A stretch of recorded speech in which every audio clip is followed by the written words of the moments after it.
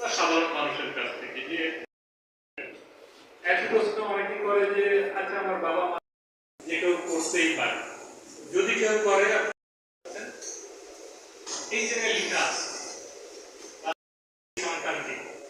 আর মৃত্যু নিবন্ধন না করলে ৪৫ দিনের দিন ওর যে টিকা নিতে হবে বা ৪২ দিনের দিন ইপিআই টিকা ওই টিকাটা পাবে, ৫ বছর স্কুলে যাবে, ভর্তি নেবে না, জন্ম নিবন্ধন না হলে পাস করলো না, ওকে ভালো করে শেষ করলো, চাকরি করতে যাবে, এবং যখন কাজ করা হয় কাজের স্বীকৃতিটা পেলে খুব ভালো লাগে। যে জিনিসটা আমি ব্যক্তিগতভাবে মারা গেছে সেই ইয়ে করে ওয়ারিশ